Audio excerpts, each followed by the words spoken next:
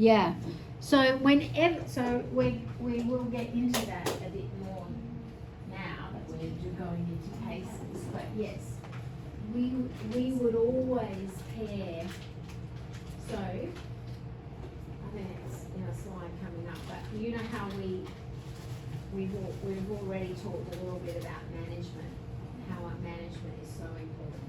Remember, we've got the 3 M's: management, modify, meditate, and monitor.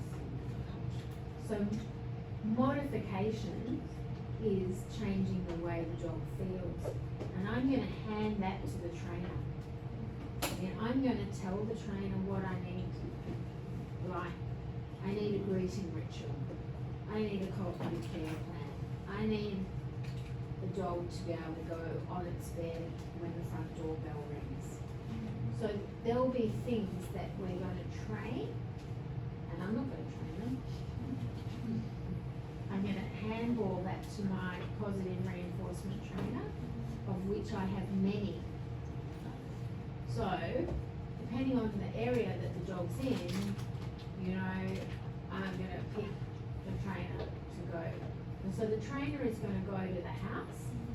The trainer has to be not a group class, not working out of a facility or in a park, or the trainer has to go to the house. So they're not just any trainer, they're really, and we have different trainers whose skills are for different areas. This is why you don't, when you're in your vet clinic, you don't want just random trainer cards sitting on the front desk when you don't even know who that person is. I mean, we'll talk a little bit about how you pick your trainer, because it is really important. Some vet behaviourists don't really work with trainers that much, but I think it's essential. After a while, say there'll be a time where maybe I'm just managing it and they've learned what they're doing with the trainer and they're on their own, and they don't see the trainer. But it's pretty important at the beginning. And the trainer's different skill base to us, obviously. They can't prescribe and they can't diagnose, and their skills are to help the client get the timing right. And so many people have seen aversive trainers before they come to us, so they've usually seen the wrong kind of trainer. Okay, so we're going to go on to kids and dogs. So this is a client of mine, and this is a video of dog and child playing. The kid is happy despite pretending to be attached.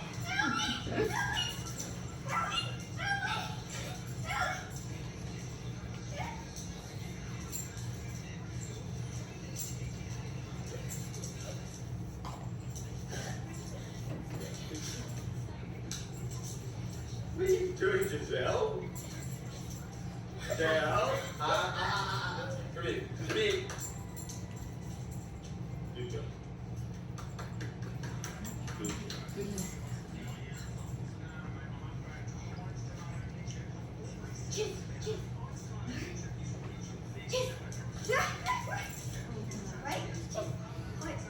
So what's your advice to it? You've been sent this video, client's asking, Nicole, is this, what do you think, Nicole, is this okay? What are you going to say? I probably try to encourage it, like at this stage it's not coming either of them, but because it's good together, because Yeah, we are the monkeys. You know, like that's a lovely relationship that boy has with that dog. But he is being playing like a dog with a dog, as if he's a dog, isn't he? And the thing is that setting the dog up to do that with other children that might come over, that might be frightened of the dog, or that dog is a super scaredy cat. Like out of its environment, home environment, it can hardly walk through the door. Like it has serious anxiety. It can't go for a walk from its house. It has lots of issues. And so when you see it being joyful like that, it's actually really nice because you never see it like that outside of its bubble. But at the same time, I don't want people using their body parts as the tug toy. So I would say no, without sounding too grumpy.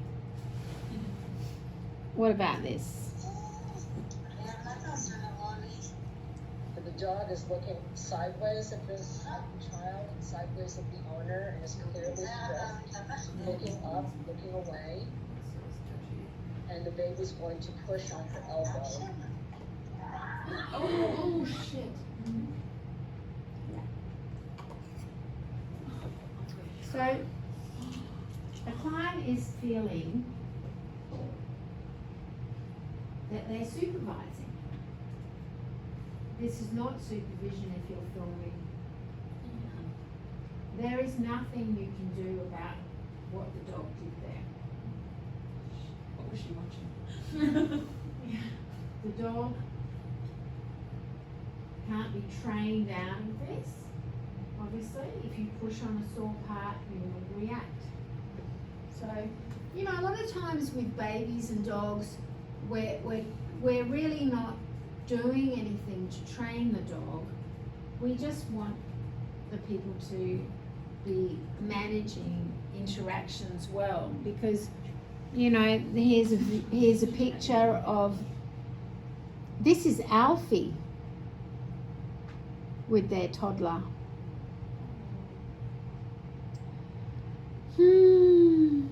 Knowing how anxious and aggressive Alfie is, that makes me really uncomfortable.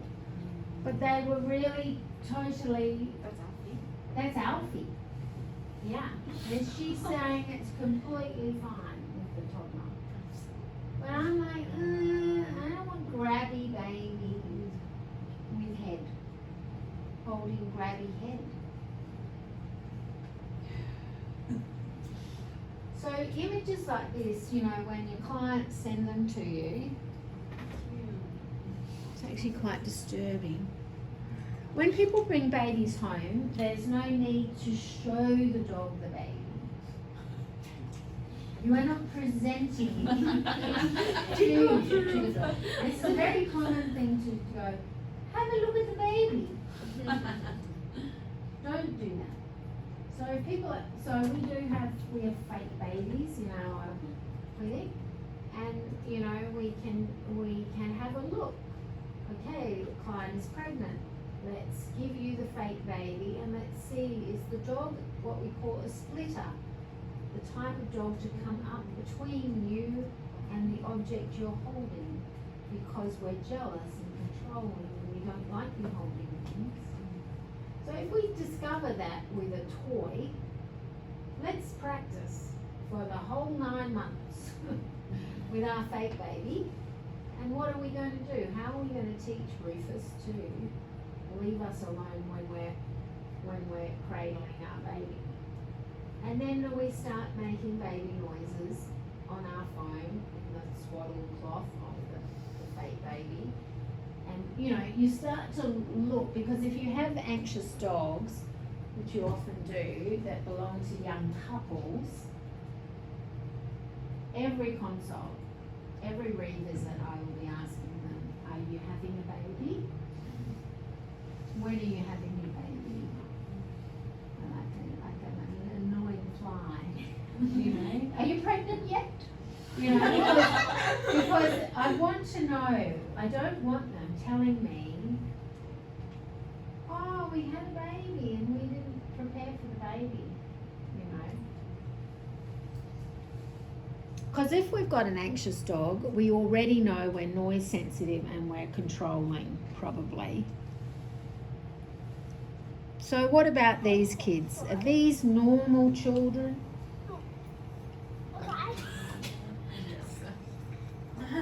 Lou, leave it. Lou. Are they doing Leave it. normal children things? Louis. Oh, it's Louis, leave it. They're doing normal children things, I can tell you. the dog will like. So, sometimes some dogs just don't fit with children. And this was surprising somewhat because the dog came about, children were already there. Dog grew up with the children, but he was not capable of being alone with those children without harassment. It was really not them doing anything abnormal. And yet when he was moved from that home, he was a dog that was not put on meds. Maybe he was, but then he was taken off them when he went to another home. And he didn't really need meds. But he also, if he was going to stay in that home, he would have to be on meds. But he wasn't really abnormal. He just didn't suit having children in his home. Some adults are like that too, right? You know, just rather not have children. Now, two different cases here, side by side, slightly confusing. So this one, talk about this one first. So this is a greyhound, rescue greyhound. Woman gets the greyhound because she wants a dog that is just fine with everything. Do you know what I mean? I'm not going to be able to watch them together. How did it happen? I don't know. I didn't see it. I'm not going to be able to watch them. So then you cannot have this dog because this is probably the child going up to the dog and then the dog saying, go away.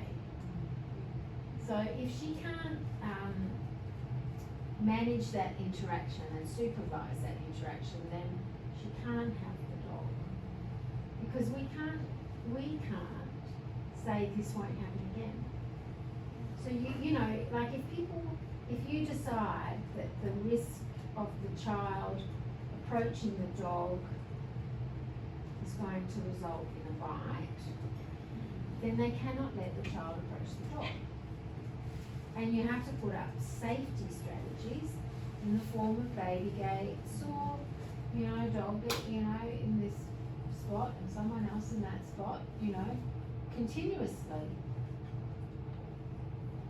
Otherwise they, that is what she returned the dog. In this scenario, it's a different client.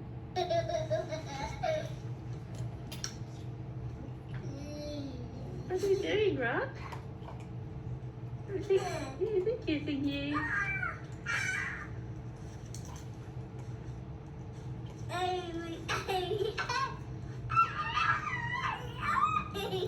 Careful.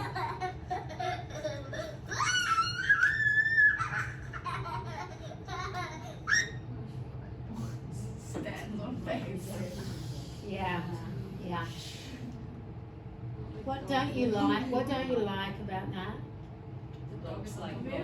maybe Yeah. like kind of fully No, it's not so much that the dog. So don't you just going down that slippery slope there, Jasmine. I mean, it's not that it's dominant because it's on top.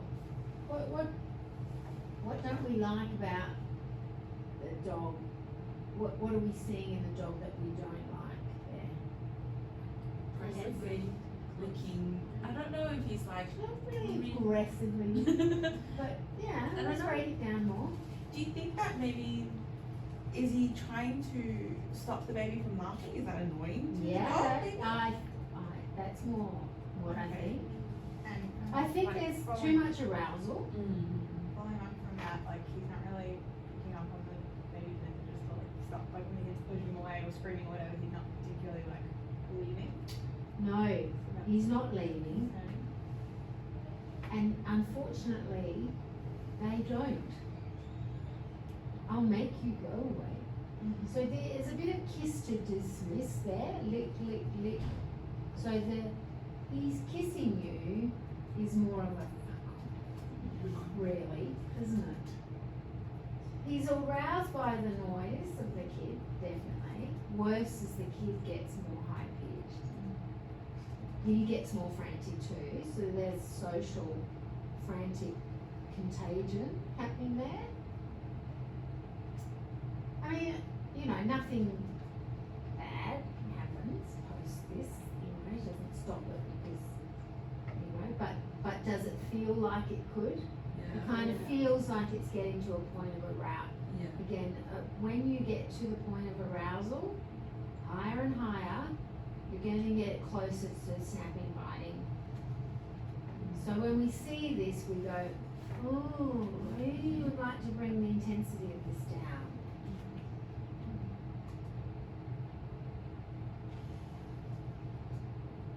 So the kid is too young, the kid is uninstructable. So you would need to manage this better. The reason I know this is bad is because I know how the relationship developed from here as well, because the dog eventually was more and more actually truly aggressive around the kid. So like growling on the kid's entry into a room, you know, offensive.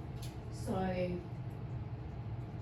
I know because of how the behaviour followed on from this, that this is not a happy dog.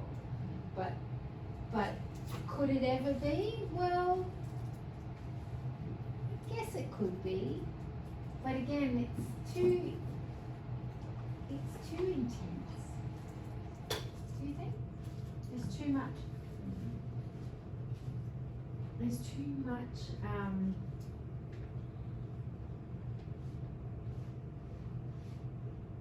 there's too much licking and yeah, like you know, fast kind of poking of the kid that suggests to me that I want you to come. No, stop it. I mean, a lot of this stuff we don't know, right? So we're all making interpretations. But you know, if for instance, say if we go down Jaslin's thing and say, oh, we don't like him being on top because he looks dominant, then the solution might be to make the problem with saying he looks too dominant, or saying that to Mona, would be that they then want to make him more submissive, and then that might mean that they punish him. So you want to really be careful that you don't give the impression that they need to be stronger around the dog, because these dogs are acting out of anxiousness, not confidence. This dog was one of the scariest dogs ever in vet clinic. I mean, he was wildly snapping and lunging and full on offensive. At this stage or like? Yeah. Oh. From quite early on, he had a couple of vet visits that went poorly, and then he was never able to really be safely seen. But he ended up being euthanized, and not without her really trying a lot before that. But in a way, thankfully, he developed a neurological thing, which we never discovered what it was, that ended up him being euthanized, because he was on a trajectory to really injure someone. But we never found out what it was. I mean, he had a lot of reactivity in his presentation. I mean, he not present, oh, he was presented for growling at the boy later, but originally it was for barking. He would go out, he would look at the birds in the sky and run around barking at anything overhead. He was unable to be handled in the vet clinic. And then he developed some kind of hind limb thing where he'd cross over his legs. So there was pain, but I think he even had MRI or CT. It was never fully diagnosed. And then he had a serious collapse one day, and that's when he got euthanized.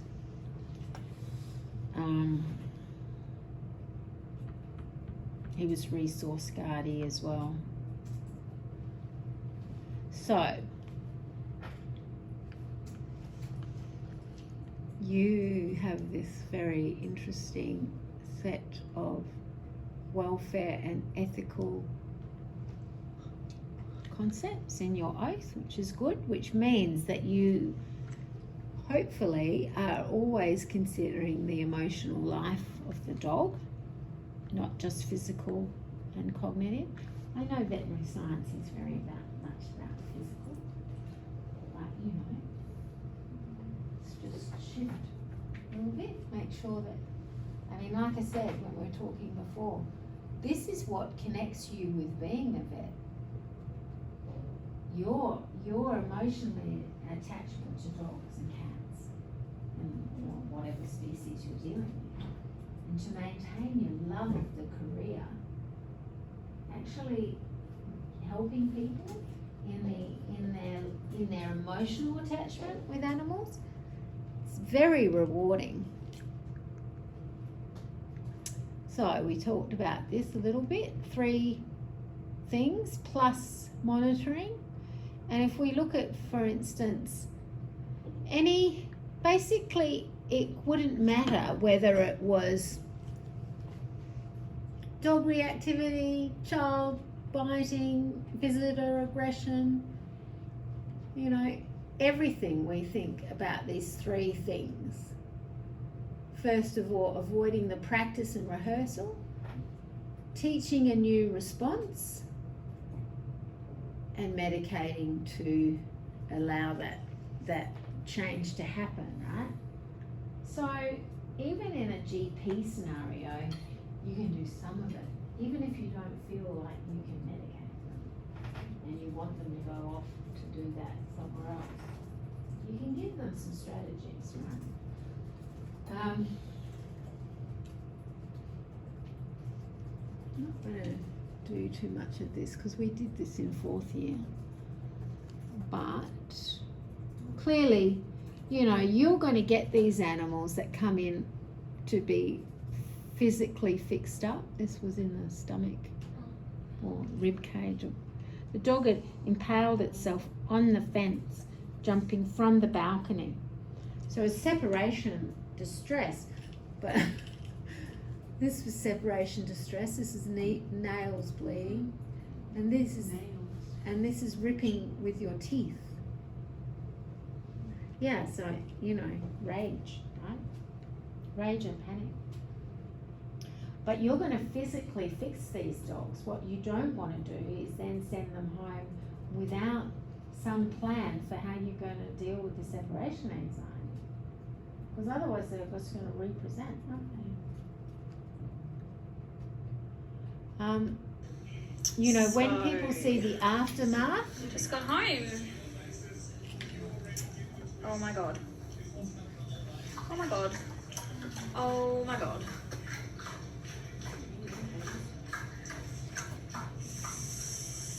Cool.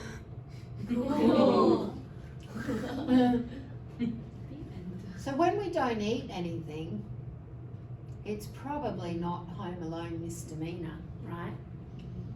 But it isn't as good as camera footage of Home Alone because we don't know what state the dog was in. Was he having fun? Yay! Let's go through these bags. But probably not. He probably knocked them off trying to get to the window, but you know, there's a few other telltales there, like he goes to get a drink. so he probably doesn't eat or drink home alone.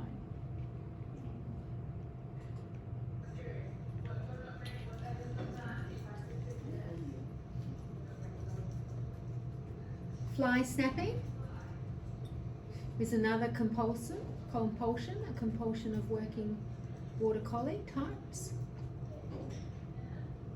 So I look in the air and I snap at flies that are not there. All sorts of compulsions can appear. This one, another fly snapper. Border collie cross.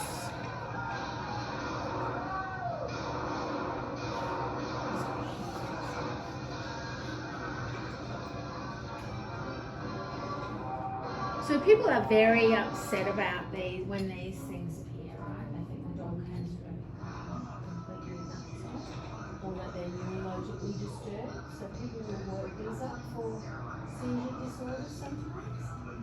I just want you to see them because they're very much not a seizure disorder, but and that is the kind of unrewarding path to go down.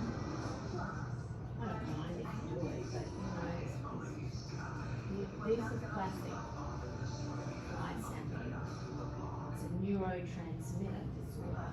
It means SSRIs. Hello. Good morning. Good boy. I mean, some people live with these things and, it doesn't affect their lives. They don't worry about it. And sometimes we're only discovering that it's a behaviour that is also part of the other conditions that they're coming in for, which are more disturbing to the owner, that they do these things at home that they haven't even, told you about because it doesn't bother them. I mean, this one is a light chasing Shiba Inu.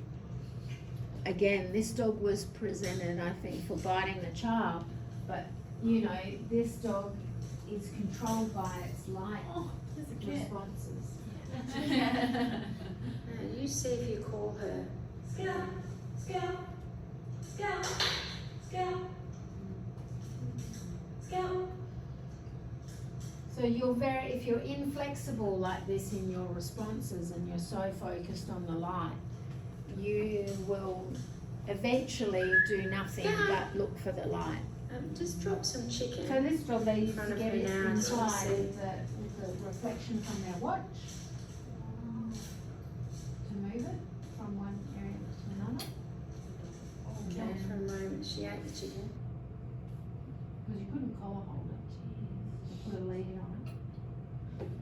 I mean, they're very, very unwell, but sometimes I've been left to get to this point of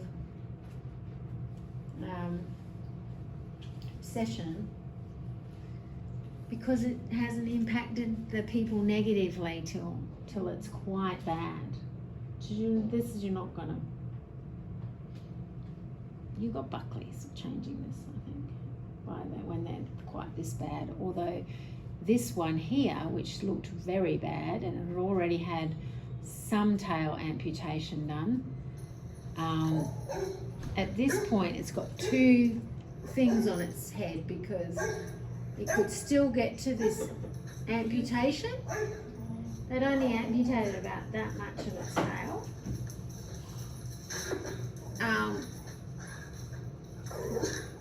This was a more unusual one for me because it did start quite late in life and it was very much about some humans that it was attached to going away and it being left with other humans that it did know well in the house but losing its main primary caregiver.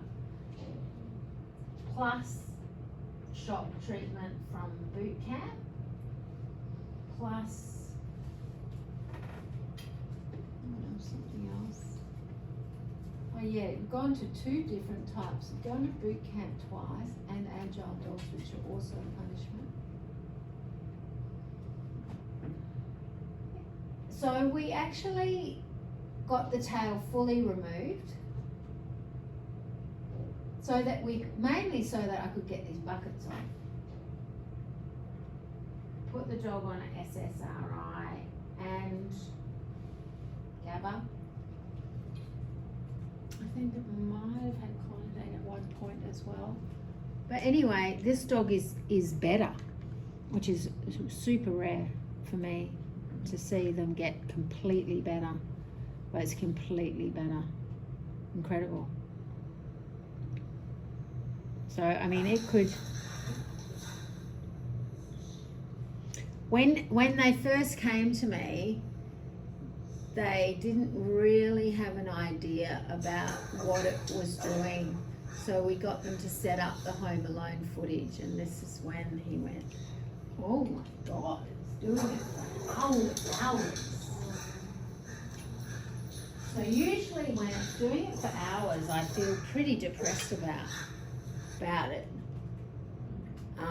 So it was actually, that was very lucky. So with this dog, did it do it when the owners were back? It would do it when they returned as well, but not too long. And that's one of the first things you're trying to work out is often sad because often owners returning or owner intervention is one of the things that is a trigger.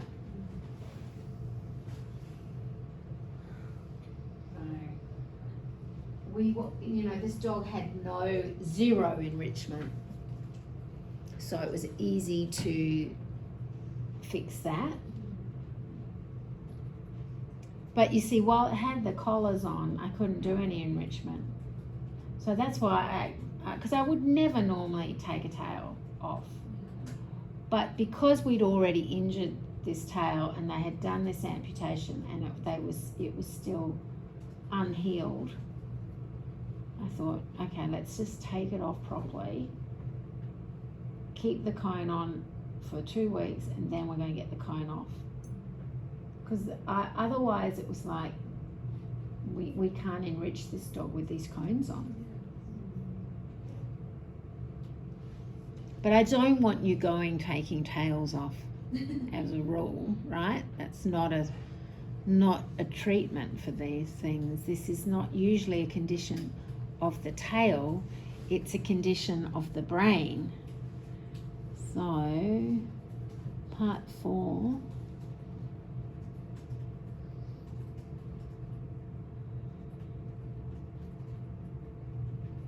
Yay. So, I'm not going to go through that, but I'm just, with compulsion, you're thinking, how do I interrupt it without physically touching the dog? So again, even in consult, that dog, the blue dog, would spin, but if I put a licking mat down or a calm down, I could stop it. So you want to do that. You want to know how interruptible it is. You want to know what you can do to avoid the triggers. Like if it's light, I mean, you can see there that the Shiba Inu, there was hardly any light that you could see. After a little while, the humans can't even see the light that the dog is seeing. It's just looking for it. So sometimes, I mean, it just gets really, really hard to control the trigger.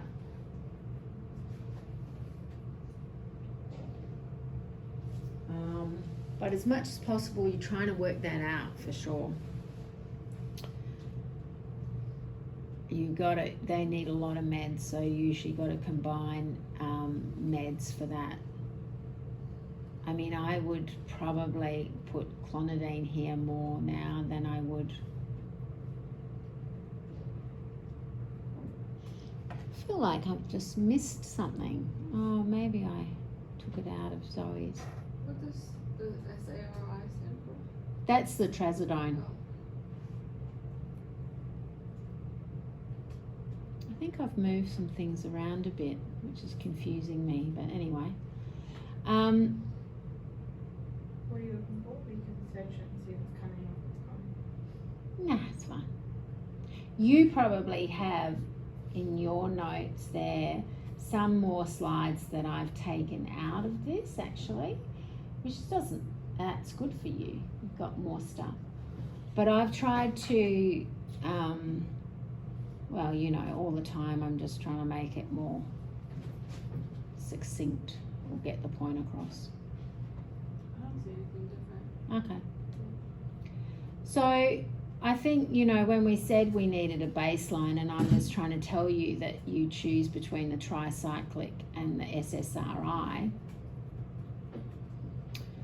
you know, you really, modern vet, you're going to pick a SSRI. It's only if you've maybe, and this does happen to me, hope probably in your hands, after you've tried one med or maybe two meds, you're going, I'm sending that to Nicole. But I get to the point sometimes I'm on the 4th med. It's very depressing. You need a good client at this point. But you know, if you've tried 3 SSRIs, you're probably going to switch classes to a tricyclic antidepressant or an SNRI, which is what humans have these days. But you don't have to worry about that, I'd say. We always start with half a dose of the SSRI or the tricyclic so that we don't make them sick to begin with. Because if you make them sick to begin with, the client's going to be off the idea of the med altogether. So you've got to be very, very understanding of the client's inability to deal with side effects. This is not a drug that they're going to be on for a week. You really don't want to make them ill. You just got to be very, very ready to change or stop. You can stop, you can start again, and sometimes it doesn't happen. We do that quite a bit. Okay, we're going to do a little bit of stuff about training, and then we're going to go on to aggression. So obviously you probably are doing puppy classes, whatever vet clinic you're in and working in. And what I want you to remember is make the puppy class something that teaches things that are really valuable, right? Teaches whole concepts about positive reinforcement, pairing, handling the food. Don't just sell dog food and flea treatment and worming. I mean, you've got these people like with this little puppy, this is your chance to get it right. Because so much of the time we get animals in that have been punished, and really, like I was saying to you before, it's so hard to unlearn. So we're going to look at some failed punishment. So remember our quadrant from 4th year? This is why we stay with positive reinforcement. It's the only one that gives you the emotion of joy. Yay, I got it right. That's why I'm so kind to you. I don't go hitting you. Except Henry. With the stick, right? Because if I did, he comes away feeling like he's, you know, unhappy. This negative punishment is disappointment. It's not the worst, right? So sometimes a little time out. And I just put you away now because you're just driving me nuts. That's okay. Isn't that negative reinforcement? No. Negative punishment. Time out is negative punishment. Negative reinforcement is choke chain. Well, it can be either. Negative. Choke chain can be punishment, positive punishment, adding something. I don't like what you did. Choo. But when choke chain is used in the correct way, they don't pull because they want relief from not pulling. But, so negative reinforcement, think horse riding, horse work. Most horse stuff is negative reinforcement. Not great. It's a relief they get when they get it right. Like So, adding you know, on the so much bit pressure or and then- pressure. Yeah. So the horse moves forward because it doesn't want the pressure of your kick, right? That's negative reinforcement. This is why horse people have a lot of trouble with positive reinforcement, because they generally don't get it. They're used to using aversives. Are you a The horse lunge person? rope. Yeah. Yeah.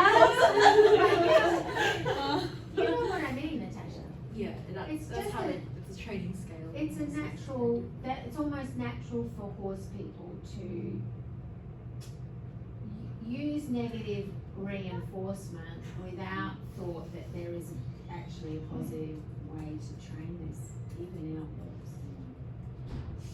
horse. Herd animals get a lot of negative reinforcement. So it's just something to think about. The people that we learn the most of in terms of behaviour change would be paediatric anaesthetists and dentists and zoo people. They're the queen and king of positive reinforcement. Don't look to horse people in general. Now, so these clients, the damage is done. They are told to spray water and say bar. Now who knows, who did they get this from? So many Bark Busters is the classic one of bark, bark. So you're using voice and sound to stop. The idea is that I'm going to stop you. What's the point of that? What are we doing? We're stopping them with making them scared of us, maybe? I mean, you know, okay, let's have a look.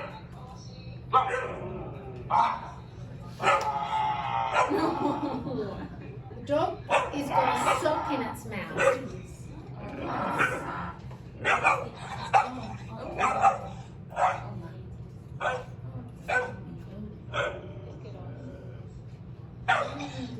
consistently.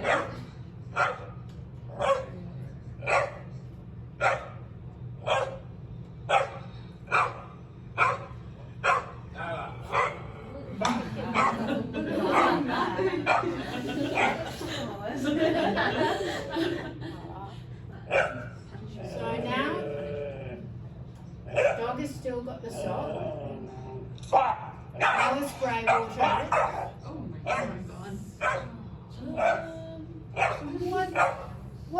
god. What kind of things is the dog learning here? What is the dog learning in this interaction? I keep barking. Get the sock. Have none. Get the sock. I used aggression. Worked. My people are crazy. They're scary and punishing and spraying water in my face and not luring me, saying back away from me. What level of emotional intensity is around the sock here? It's a real super high. Backed into a corner. Yeah. I mean, sometimes we may never recover this. This is the problem that people don't understand about using something aversive like this, is that you are making strong emotional memory. It is going into the amygdala.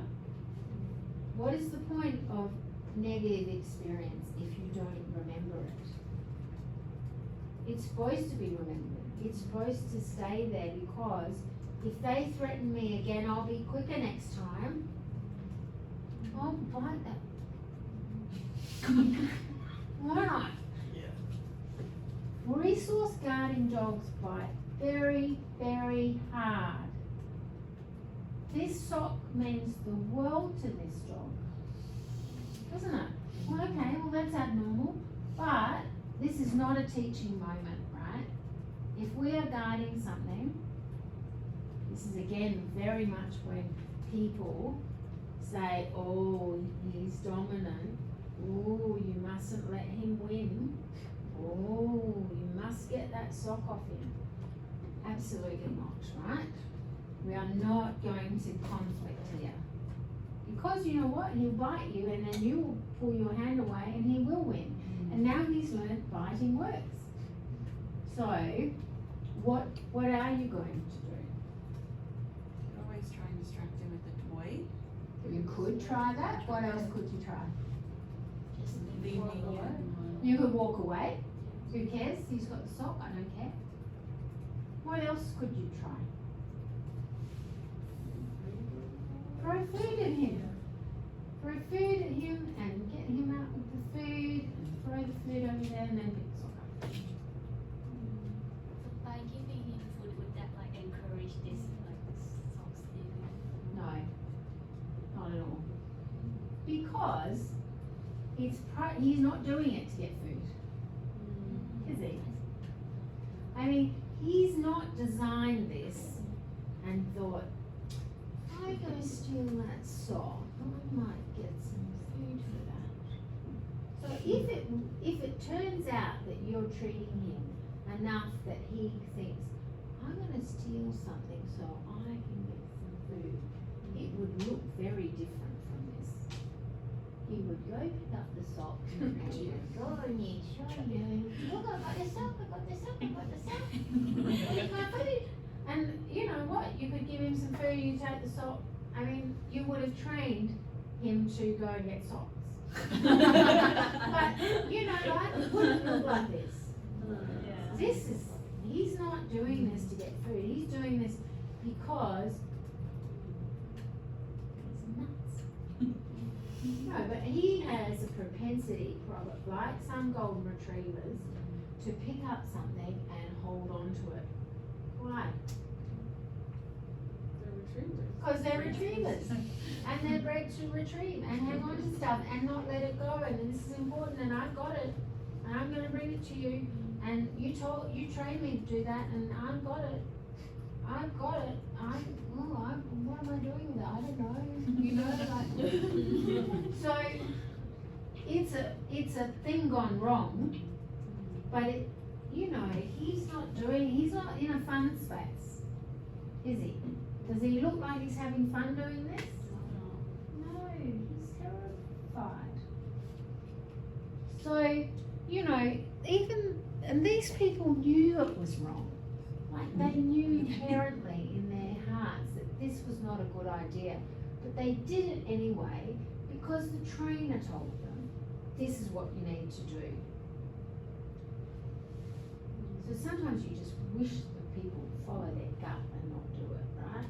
Because sometimes they're pushed to do things, or the trainer will do it in their presence, which is also bad.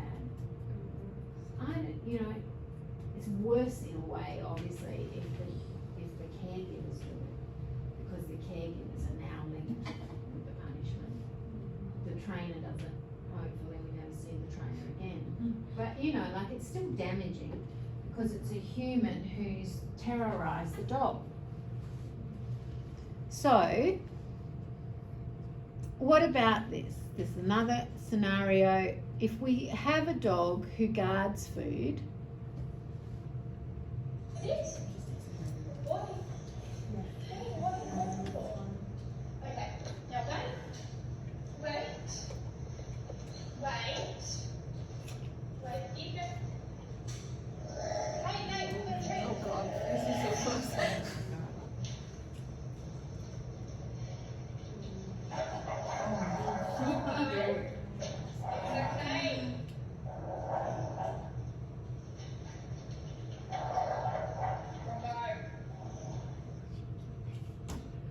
so it's very common for people to be told to touch your dog while it's eating, or put your hand in the food bowl while it's eating, because this is supposed to make the dog used to that. The problem is is that is a very dangerous thing to do if your dog is not cool about you being around its food. And you are asking to be bitten. Again, we know that once we've asked to be bitten, we are going to get bitten more frequently in the future. So, okay, the client's brought you this video. This is what's happening when I'm feeding my dog.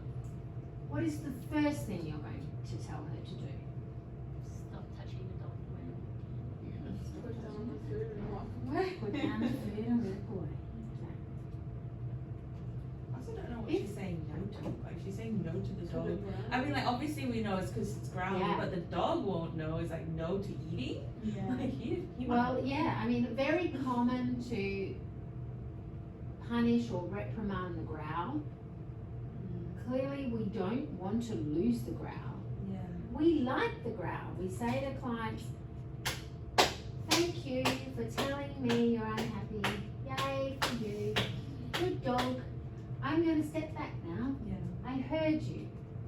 So we never want to punish the growl. We would step back. I mean, if we want to get this dog better at being around the food, us being around the food bowl, what would be our strategy after we have put the food bowl down and walked away? What do we then do? What do we do from there?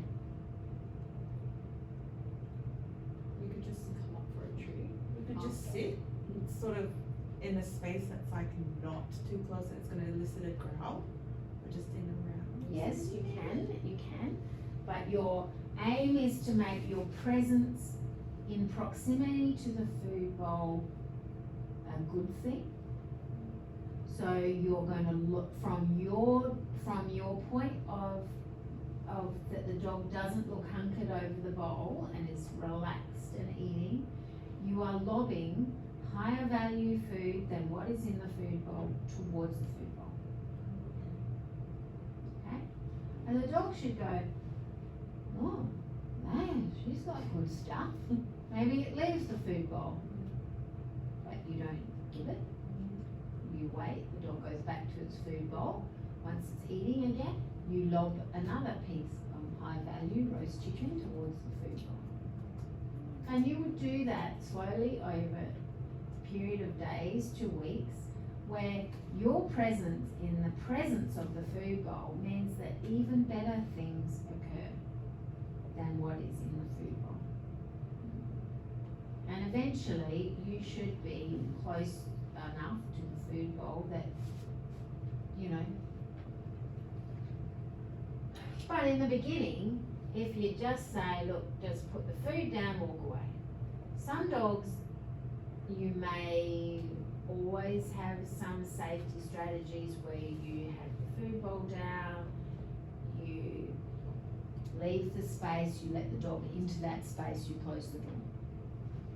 But, you know, there might be situations where you actually want to get the dog better at being around it while it's eating, and that's what you need to do. There's a good book called Mind by Jean Donaldson that's very good about resource guarding. It's probably quite a common area for people to get wrong and to ask questions about. So you do want to have, you know, you can have simple strategies on an A4 sheet of paper that you handed out to clients about resource guarding, because you don't want them getting into a conflict. And it's still a very common area where people think they need to be the boss and I'm going to take that off you.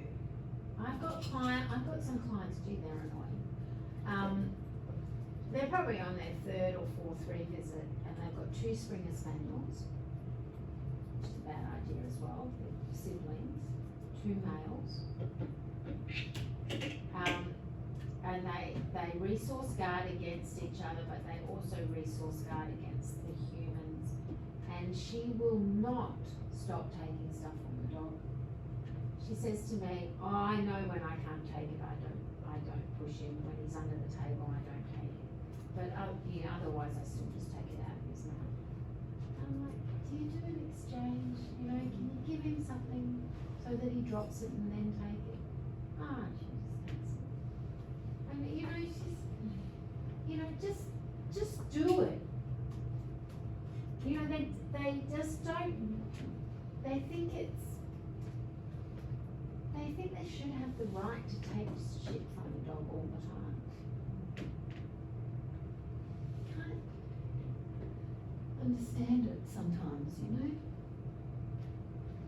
Just because you can do something doesn't mean you should do it.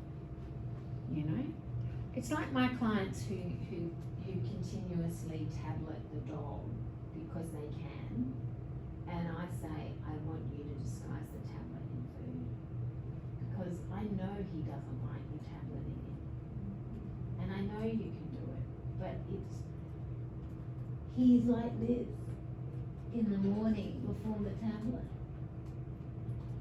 Why don't you just give it to him in a little bit of cheese? Why don't you? Is it better if they then start, like if the dog then starts taking the cheese, is it better than to give them the tablet and then treat afterwards? Yeah, you can train that. Yeah, you can do that. But the SSRIs are notoriously bitter.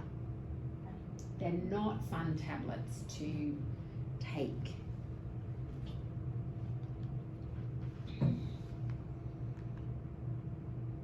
So, okay, here we go. These are the type of trainers, and it's easy actually once you know what you're looking for, because bad trainers do not mention that they are force-free or positive reinforcement.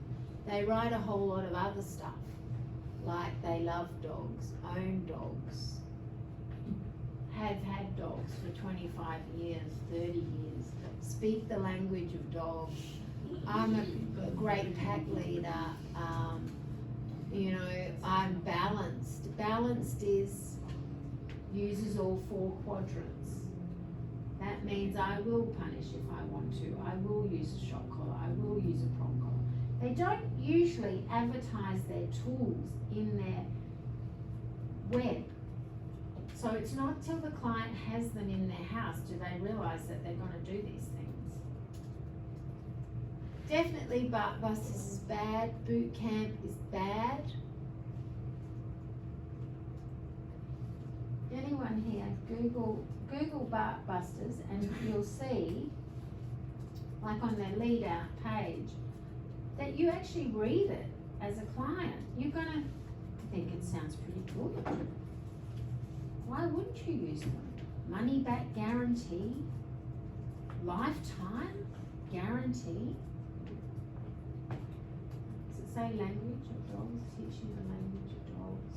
Coined the phrase speaking dogs. Bark Busters? Yeah. So their Bark Busters techniques are to have a chain, or they call it a pillow sometimes, of metal rings in a plastic bag or something like that. And when the dog does anything you don't like, you throw it down on the ground near the dog.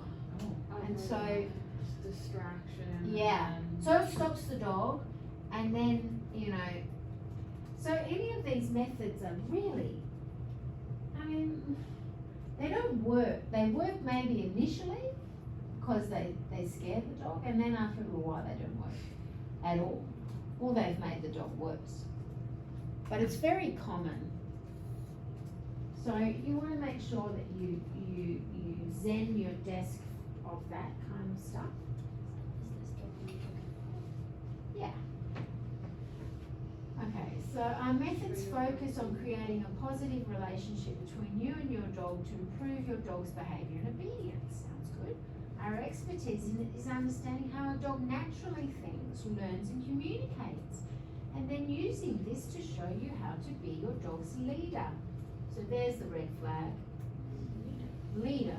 Once this relationship is established, behaviour change is a natural next step.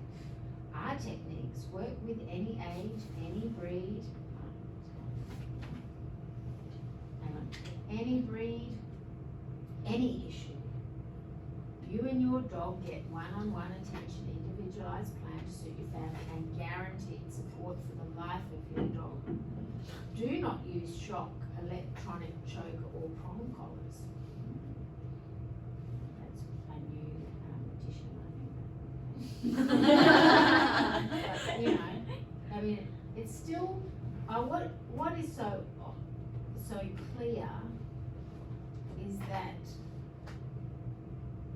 compared to, so if we Google, oh, okay. So if I go IMDT Australia, so yeah, that's Institute of Modern Dog Trainers Australia. What do they say? Welcome. Where do they have their ethos?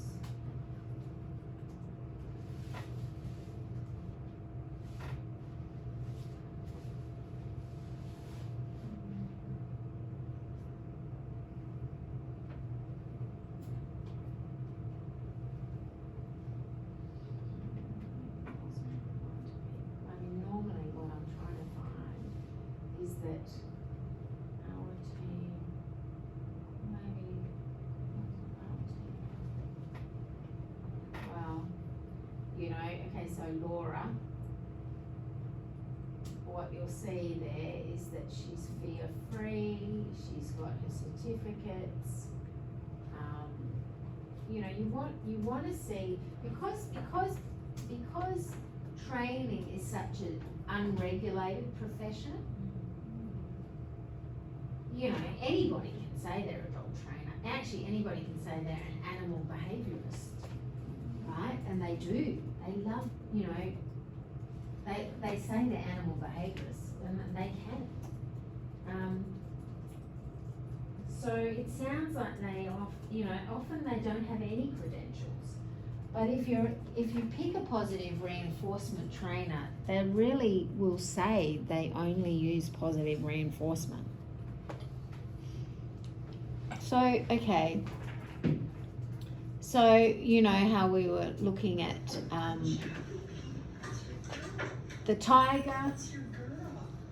Again, there's no reason why you can't be doing that kind of handling with a dog once you've trained it. So this is Laura Monaco Torelli, and she's a dog trainer in Chicago, but she's also an ex-marine mammal trainer, and they're often the most skilled.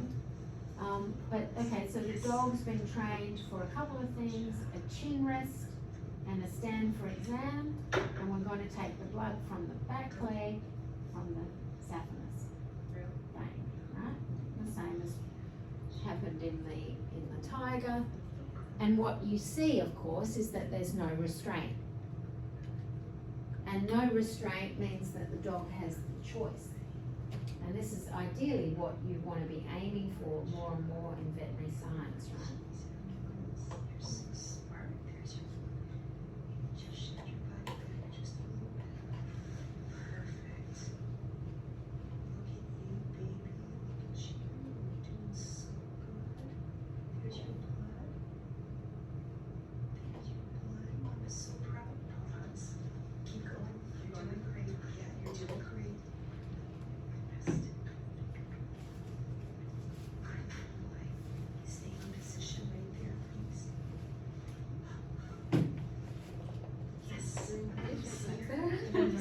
The dream patient right there. Yeah.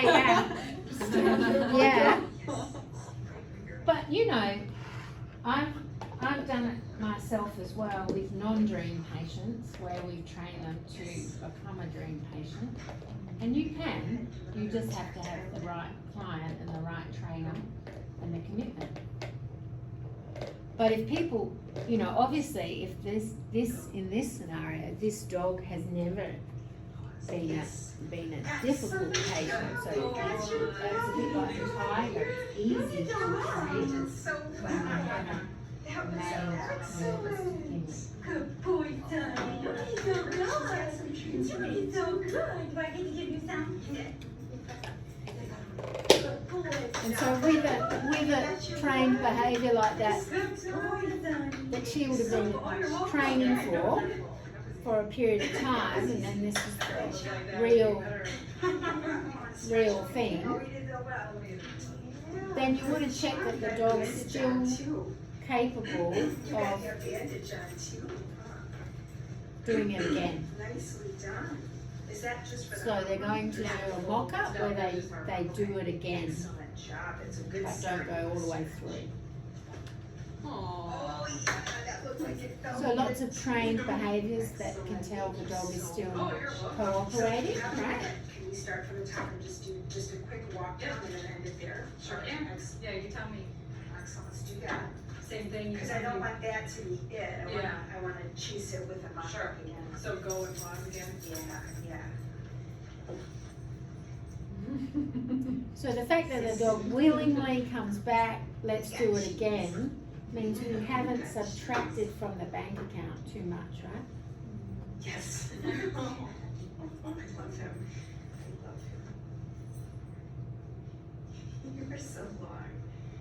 Let's go there, get this one there. And is the muzzle itself just like a Just a place? prop, yeah, Yeah. yeah. It's like this But is your you thing could, that you're yeah, gonna do. but obviously training for the muzzle means that maybe if we needed the muzzle, we've got it, right? I've done like Yeah. with the Doberman, because you know how they love to rest so much. I was trying to just put Yeah, your yeah. hand out and then go. Right. Not Yeah, as helpful perfect. as the muzzle. Yeah, no, I mean, you know. Yes. Yeah, I mean, a lot of times we just do the chin rest. Yeah, oh yeah, you bet. You did it, sister. Right, Oh, okay. you feel well. I know you did it. Right, right, you ready? Hang on to your hats. You have to wait till I finish. Come on up and get over there. Okay, press the red button. I guess. All right. Ready, Logan, go first. You ready? This is great, isn't it, behaviour? Thanks, Pat. Appreciate the nomination, and as you can see, the children are thoroughly going to enjoy doing this. Me, however, I'm not. However, I do think I'm going to nominate somebody, and he's standing right in front of me. Of course, he could just say, nah. But Charlie Rigdon's my victim. Go ahead.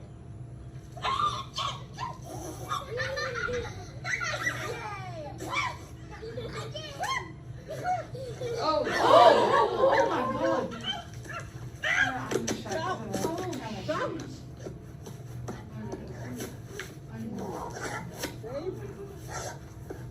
Tim, are you okay?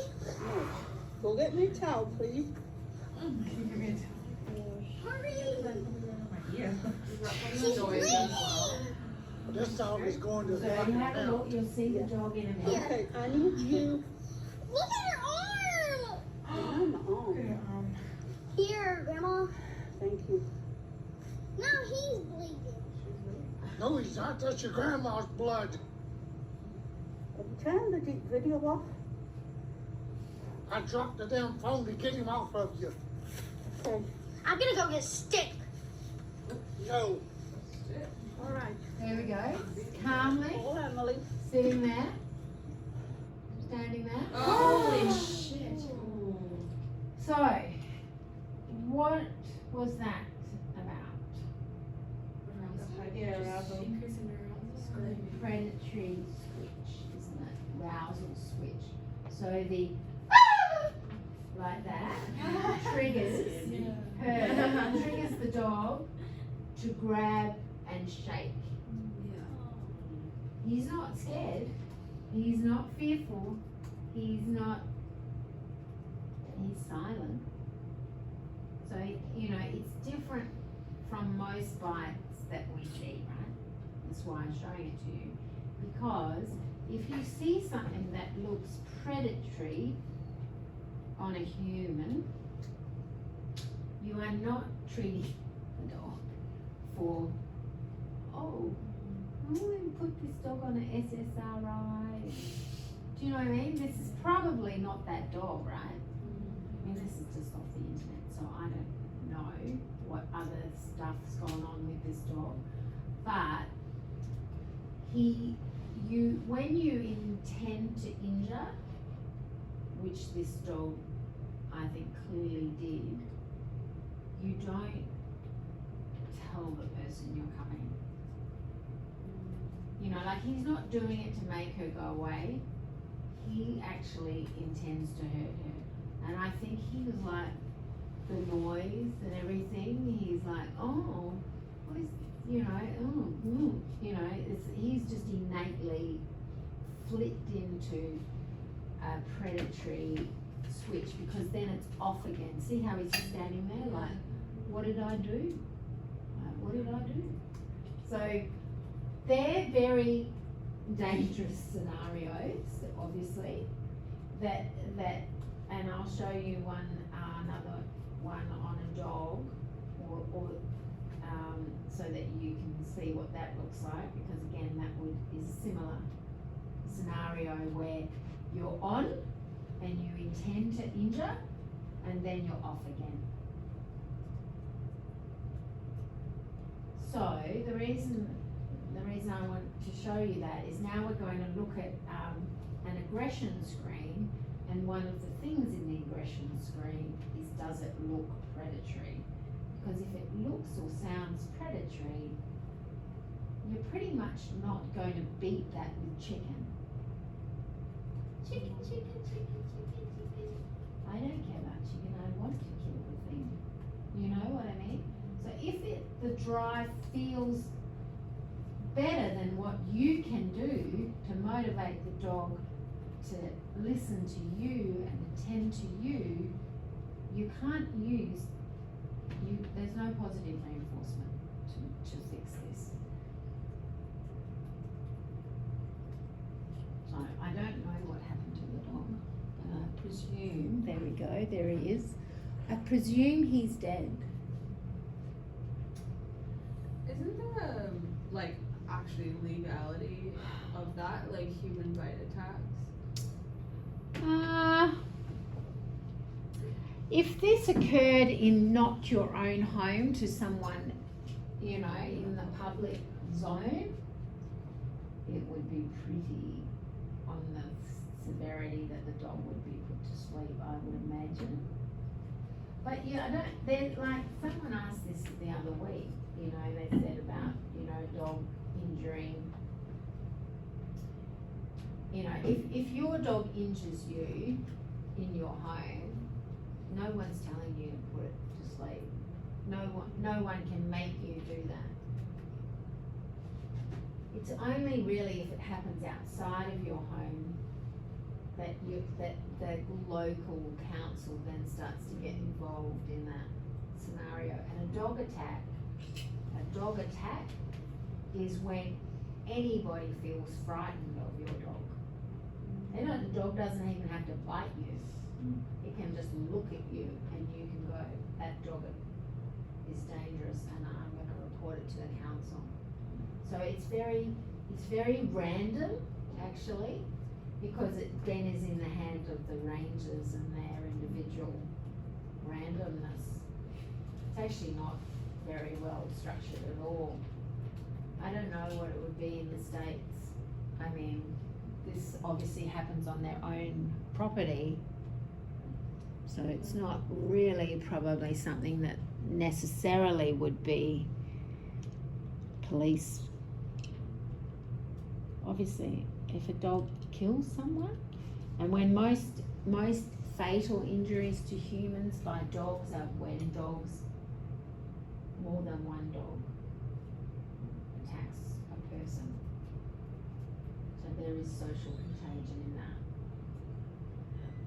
If you look at the statistics, it's actually rare for a person to be killed by one dog, although it does happen. It's a really gory thing to look up and read about. Oh my God. But there are a lot of fatal injuries from dogs, but normally it's a group of dogs. Like babies, right? Yeah, so there was a baby that was killed by a dog here, that wasn't that long ago, where a Siberian Husky killed a 6-week baby in a cot. And I would think that would be predatory. they would just be, I'm like looking at this thing and it goes, and I'm like, so, you know. But to be honest, it is rare, thankfully, rare that kind of thing happens. So, what do you think Clyde feels like?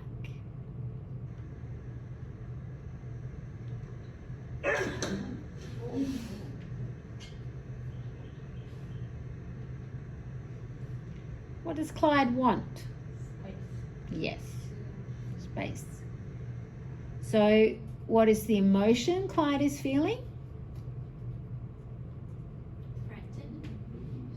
Hmm? Frustration. Fear. Do you know? Just fear? Frustration? Why do you think frustration? Just if it's Well, repetitive, yeah. it's like, It's pretty high intensity. But look at the ears. Ears are back and down. Ears tell you a lot, right? Especially in a Kelpie. Look at these ears, way back. He knows this barrier is solid. Again, dogs can look much more offensive across the barrier. You see that, don't you, in the cage?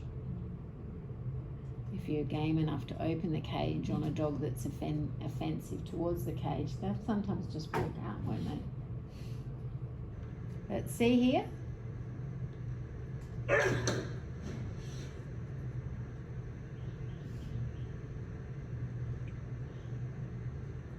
He had been shocked in the presence of the person, and I think he's now very worried. No, you said the dogs are more offensive if there's some sort of barrier. Yeah. How did that differ to, like, what are you doing that makes the kind of quiet zone that they're in the console different to a barrier? Yeah. I'm trying to sound No, offensive, it's a good question. And I just think that obviously there's a little bit more ability to move away in the safe space than they have compared to a tether, where they can't really they feel more confined. I mean, I'll pick a distance from the safe space to do most of the consult from and work out how close I can get, because I do actually attempt often to try and get to the point of feeding through the safe space so that I know I can actually progress. But like this week when I had a German Shepherd that I couldn't get within maybe 3 feet of the safe space without the eyes going like, you fucking stay away from me, lady. You know, it was really hated it. Okay, so this woman claims to be good with dogs, so that's always a red flag. So the woman being filmed is the friend who's good with dogs, and the filmer is the owner of the dog, and she has a young 16-week-old stumpy tail blue heeler, and she wants to introduce her friend. So here we go. So she's filming her friend. Who's that, Digger? There's our little dog. Who's that? Good boy, Digger. What are you seeing? Good boy. Good boy, Dig. Tail tuck, hackles. Hey, you don't know Frida, do you? Good boy, Digger.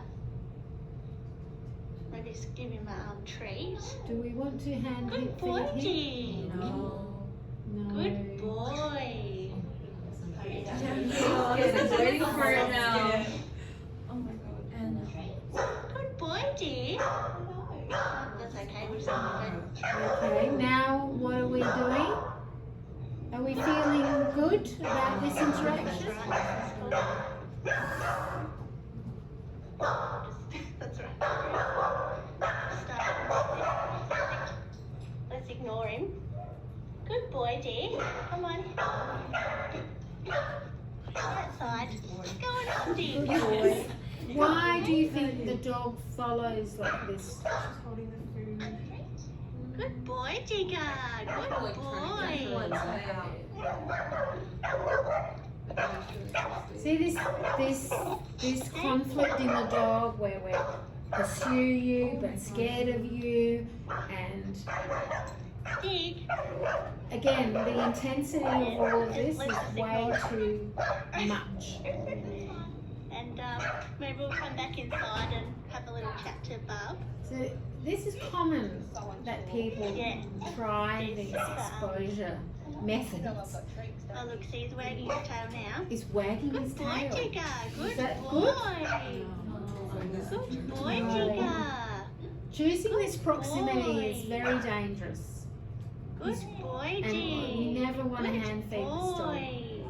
At this point, Good boy, Dig. Yeah, we'll just come back inside. well and, now she's asking her to move in on the dog, which we don't want actually. I wouldn't be happy if I was her friend. Good boy, Dig. Now we have to move in boy, in Digger. a narrow Good area boy, as well, Dig. which we don't like. I would never want to do that. Oh, I got a little kiss on my hand. Kiss on my hand. It's not a kiss on your hand, right? Good boy, Just getting some Digger. information. Good boy. So again, listening to the Bub vocals, loves him. you know how, like, absolutely I'm super terrified curious of him. of the whole interaction. Going on way too long. They should have aborted already, Get right? off, Dig. Good boy. What would we do differently? Good boy, Dig. I mean, yeah, probably if I was to do this, I mean, the dog's probably not ready even for this, but if I was to try to do something with this dog, I would have the dog out of the space. I would get my friend in the yard, seated down on, maybe even on the grass or on the chair, loads of chicken. She would let the dog out, see where the dog comes to, then you treat away from yourself. So you throw away, and the dog goes away from you, eats the chicken. So two things are happening. I get rewarded from going away from the trigger, and in going away from the trigger, a good thing happens. Because we don't want, this dog is likely to learn to bite quite quickly. He's like stumpy tail healer, he's gonna bite. And because he's so worried about the woman and he's so up in her grill, you know, he's got all the capacity to bite. So normally in consult, when they're not scary enough to be in the safe space, but they're still a little bit scary or a little bit offensive, I'm just throwing food the whole time, away, over the dog, away from me. And the dog is taking the food, and by the end, the dog is choosing proximity and I can hand feed it. But I don't do that till I see really soft body language coming towards me. So you keep the level of treat retreat going till the dog is coming in softer and softer. And you can do it in the length of consult I've got, maybe not in something that you've got, but okay. Now, Frenchie, as you're watching, again, always think, what does Harvey want? What is Harvey's aim?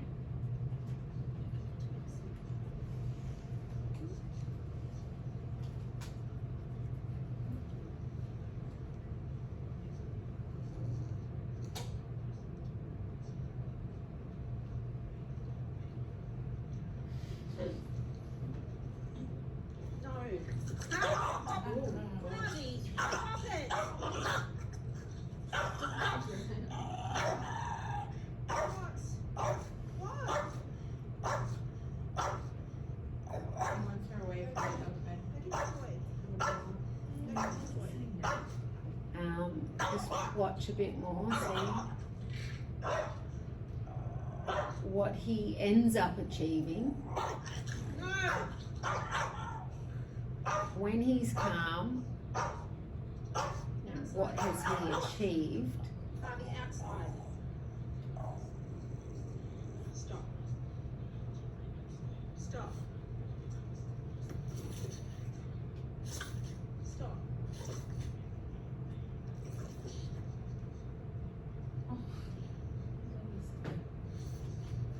So he has, what he's achieved is that you haven't left the couch.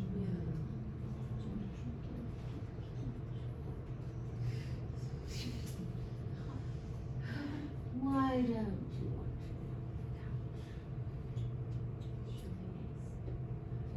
to? Well, what it worked out to be, and these again, a bit like some of the others, where it doesn't happen overnight. So for 4 years, Harvey has started to control the nightly regime, and in the last 12 months has punctured biting when she tries to get off the couch at the end of the evening ahead of lifting him onto the balcony and so that he can go to the toilet. With the company. No. I'm picturing Yeah, I don't know why she needed to lift him, but that was part of the sequence was that she would get up off the couch. Maybe he didn't want to go onto the balcony, so she would lift him. She would carry him out to the balcony, Yeah. and that was where he would toilet. So it was a partner. And that seemed to be a common, like, so backtracking, it was like, well, in his mind, if you don't get off the couch, you won't do that. So if I can keep you on the couch, because I'm worried about what's going to happen after you get off the couch, is what, okay, so that's his worry, that's his trigger, her getting off the couch. Okay, so tonight, how's she going to get off? What are you going to do tonight? Throw food. She's going to get on the couch with her treat bag, and before she gets off the couch, she's going to start chucking the food. This is his dinner. This is the chicken, or whatever the thing is. He's going to be moving away from her as she's getting off the couch. And this has to work tonight. Because if that doesn't work tonight, he's not in the lounge. When you're on the couch, he's in the laundry, or he's behind a baby bag. Like, the very first thing you need to do is make sure you've seen the video, you go, holy hell, that is not happening again, right? I mean, this is if she'd said to me, I'm ready to euthanize Harvey, I would have gone, yep, I can see why. But these people, despite that, because it's pretty scary, she's still really bonded and absolutely committed to going on with Harvey. Okay, so we did that, it did work, straight from the get-go, it did work. It meant that,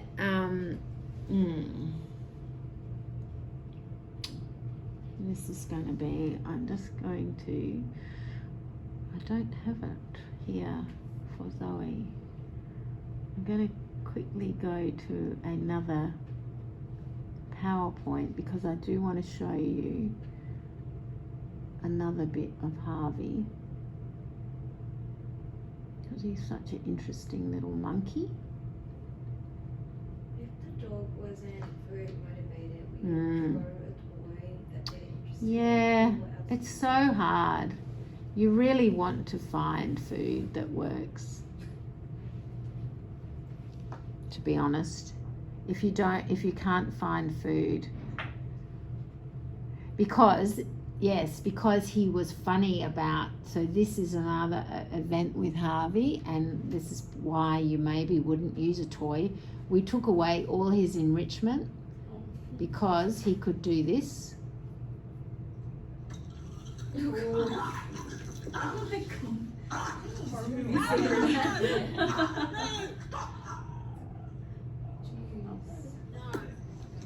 So she's been bitten really badly in that event through the hand.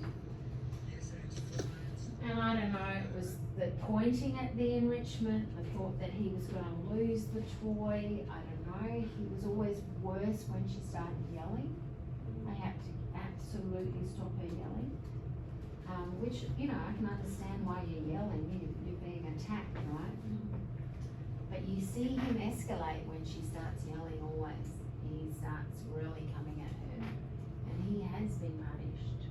He's got a history of past punishment. They tried all sorts of spraying and so, you know, and again, it's not like you can't chastise people about what they've done in the past. They're there to get help, right? So you don't labour that, but you do want to make sure that they understand that we never got to do that again.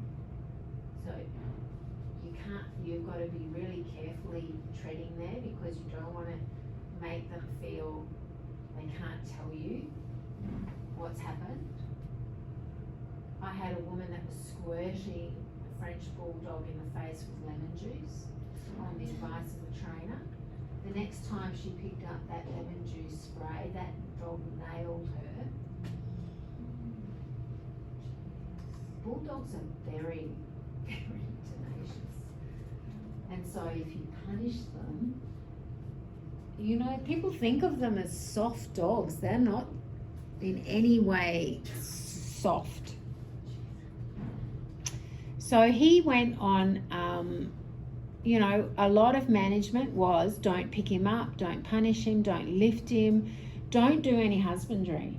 I don't want her doing anything that he doesn't like. He was actually a dreamboat in his vet. So she want to clean his ears or do something like that, take him to the vet. No enrichment, because he was too easily frustrated. He had to have really simple plans. She's going to move off the couch with the food. We did that. The relative's dog was playing rough with Harvey. I think there was pain there. And we had to treat his pain. So actually he did have, so he went on fluoxetine, he went on GABA, and he went on clonidine. And he actually, he's way more than 12 months now, but he's more like, he's an old patient. He's about 3 years old, I think. So, you know, changing very, very simple, consistent, positive interactions that she could cue to do, you know. And he's slowed down a lot, actually, Harvey, now. I think he never had treatment for intervertebral disc disease, but you can see he's got paresis and weakness. And he doesn't move even as well as he did here, actually. So I think it's interesting. I think he just predicted her movement in the evening with pain, and then he just worked out his own way of stopping her from moving.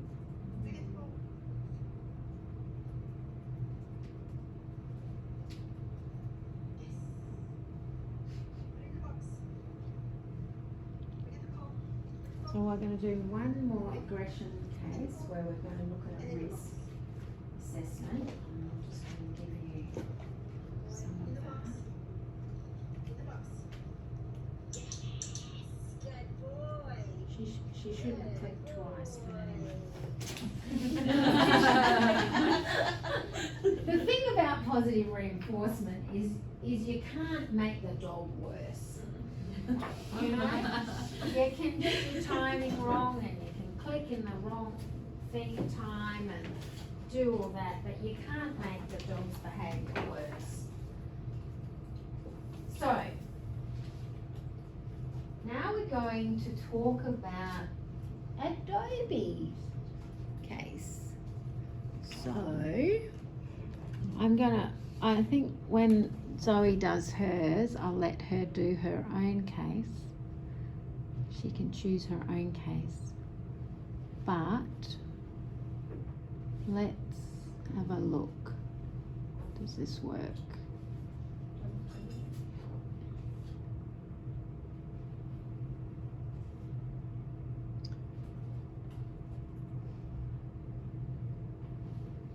Oops.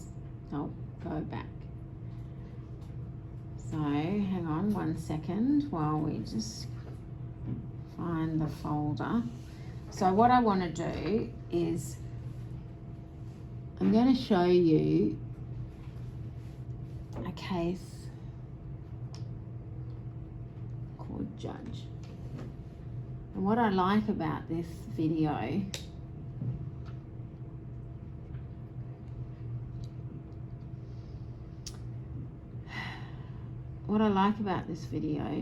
is that it like the cartoon where we had the yellow dog changing into the red dog, and I said that can happen over a lifetime, and it can also happen over a consult. So this dog, in these days, back in the day, I used to set the camera going ahead of bringing the dog into consult, purposefully to capture it for you guys, so that you could see some, really cool things if there was something going to happen, like in the beginning of the consult, because you can see this dog enter. And the reason it takes so long to enter the space is because, hang on. Let's do some sound. See how I check the tether as I come in? It's my little nervous thing. I know the tether's there. It's not like I don't know it's there, but clearly I'm a bit worried.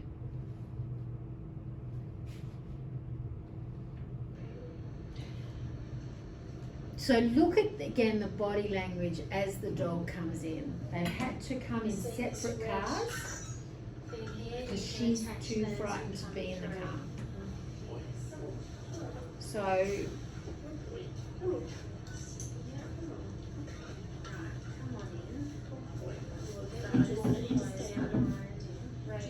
you want to bring your chair? Look at that. That's to her. Look at, with shivery. We're shaking. She should be out of range. That's my emergency nervousness is chicken. So look at our tail tuck.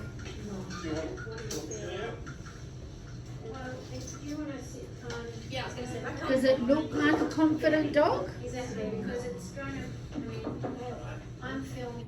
No. It's more than like that. So now I'm just going to tell you the history, and you'll pick up the red flags as we go, and why the dog is here. Right. So, Judge, he's 1 year 3 months old, but he's right in the point of social maturing. So he's in the midst of brain pruning. He's only obtained 5 months ago. So what is that? He's obtained when he's 9 months old or something. So caregivers, no control over socialisation. He came from Sydney after failing showing. He displayed dominant guardian behaviour. That's what the breeder said. His father is from Latvian lines with strong guardian tendencies. Limited socialisation before 12 weeks of age, and limited socialisation up to departure from the breeder. I mean, why do you buy this dog even? I mean, the sad thing for this couple was that they'd had a beautiful Doberman, incredible. died of cardiomyopathy, want another Doberman, this is what's available, good breeder, fly the dog to you. So, flown to them, he was a mess when he came off the plane. He took a week to adjust to being around the man, growling. Not being able to use the dog door. Crated around unfamiliar people, but in his crate barks and growls. 6 bite events. Not off lead in public. Last week was the first time he aggressed towards you. So, story was that he was going through the house, he knocked into a speaker with some books on it that fell on him, and he spooked, ran out of the house. Later she calls him back in, she's running her hands across him, and he goes, "Argh." And he turns around, he lunges at her on her thigh, but he doesn't break the skin, and then takes himself into his crate. She puts a muzzle on him that she hasn't used since the first week she had him, and then when she lets him out, he begins circling you, growling, and lunged at you again. You managed to back him back into the crate with a chair, and then he's remained in his crate till the partner came home the next day, and now he's still wary around you, growling and lunging at you. You feed him through the crate, but when you release him from the crate, he gets suspicious of you again. The breeder said to euthanize him, and then they've come to me. And this is what he looks like. So, as the consult goes on, he starts to kind of change. So if he's in his crate, you can't be in the space. I'm sitting next to the crate now, and last night I was feeding him. So our tails come out a little bit. Perfectly happy taking food from him. When it first happened, he wouldn't let me even get near the crate, and you think I put through food in for him. He wouldn't touch it until I rushed away, and then he did it. I think so. I would say so. No. No one has physically examined him. Obviously some risk He's assessments scary. and things, and So he's eating, decide on but that doesn't always, of course, make you feel better. I want him to eat, of course, but is it making him feel better? Not that much, right? obviously So currently now he's starting to look a little bit different, right? So that means he's currently in a state of brain pruning. Okay. So usually His when, brain is so you can deciding- see how I'm going to talk about what I think is going on. They've already ticked the euthanasia box. So my job here is to, this is why I brought the risk thing out, because what I'm going to try and do is go through the questions with them, help them see, or already they know, how high risk he is, and that, you know what, it's okay to choose euthanasia. It's okay. I'm going to support you with that. That's okay. Because do you expect someone to live with something like this? I mean, you know, I don't. I don't want to live with this. Do you want to live with this? Right, 'cause they're bred for protection. So, But when you get one at 10 months of age, you haven't been in charge of any of the socialisation. so now we're starting to kind of She probably was doing much at all. feel just a bit of tension here. I'm just like, And so he's under-socialised. And if you're under-socialised and you're a guarding breed or protective breed, that makes for a very fearful dog. Yeah. So, then,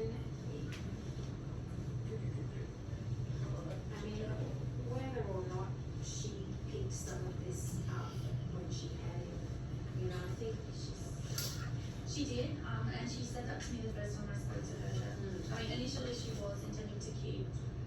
So here we're starting to pucker. See the hardness? So I'm going to try and calm down. We don't want the dog to explode on us, because obviously that's not helpful. But these spaces are very difficult for this dog. So here we go. So what we're trying to see there is, okay, we've got punishment from the man. So, I mean, they're going to be punishers because they go to Doberman Club and they, you know, they. he's coming forward and quite offensive, right? And that's because he's changing strategy as he matures. So here he can't think. So, you know, that when he's coming forward like that, he's very quick and he's not thinking about allowing us to respond to a growl. He's gonna go "Rrr, rrr." So, okay, let's pretend we're doing it. Patient sons. You've got to be pretty damn small to get into low or medium, really. So anything over 15 kilos is going to fall into high risk for at the level of bite it could give someone, I suppose. He's still even halving, you know, he's not that big, right? But he could punch a bite. Then you look at the health status. So this is asking you, is there a physical reason? And is there anxiety? Well, actually, who knows if there's a physical condition here because no one's examined the dog. So, you know, if they were not ticking the box for euthanasia, you could theoretically sedate and anesthetize this dog for a thorough exam, although there doesn't appear to be anything wrong with it physically. There does appear, obviously, to be anxiety and sensitization and generalizing. So he's both getting worse with small increments, even the look of her or the sight of her or the look of me and the sight of me. And he's generalizing. He doesn't like anybody. He doesn't like children or strangers or, you know. So that means that our health status, physical and mental, is high risk. Then we look at whether the target is in the environment or is it Uncle Johnny. So we have here full immersion because she's there and she's there all the time. And actually she's there on her own sometimes. He goes away. So that's scary. But clearly, if this dog was around children or elderly people, they could fall on it, or, you know, fall in front of it. Those things would even make you more nervous, right? Then this can be tricky in front of the people. The awareness and ability to deal with the problem. So I normally say to them, I'm not going to give you totally aware and capable because you're not a high-level dog trainer. But you don't underestimate the danger or you wouldn't be here. But they did actually underestimate. This is a slow reveal. But so I normally would say to them, look, you're and I mean, she was afraid of the dog, and fair enough too. But being afraid of the dog, overestimate and or afraid of the dog makes you at lower risk because you probably won't take as many risks, right? But, yeah, we'll reveal something more later. Target, what have we got? We've got everything. Familiar adults and or strangers. Familiar adults, children and or strangers. obviously, I mean, this dog didn't like basically anybody it didn't know, and it used to be more scary towards him, except that she's now been somehow, I would say, linked with the fear that he got running into the, you know, and this is what PTSD is, really. She's in the snapshot of what happened when I hit that thing.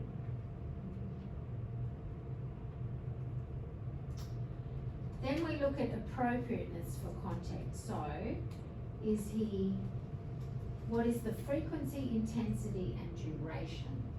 So clearly, you know, there's some bites that, you know, if I'm beating the dog and the dog bites me, well, probably there was a reason. But when she's sitting at the back here doing nothing, he doesn't have any reason to aggress. And so clearly the frequency, the intensity with which he's doing it as well. So currently he can't think, right? So even though he probably knows how to sit and he would do this normally for you, but in this environment now when he's this aroused, he's saying, you know what, I can't hear you. See, you get a sense of the pupil dilation, do you? It's hard for you to see it, but I can't even go through the doggy jaw. I've got him. he's very unfocused and yeah. He won't do it of his own. No. Yeah. It took- Quite confident enough with it yet. So he's not confident enough with the doggy door. When you've got other really stupid, benign fears, you know that we'll look at that. Ooh. Yeah, it's okay. So there's absolutely no point in him telling the dog off for that, because what he's doing is he's pairing us with punishment.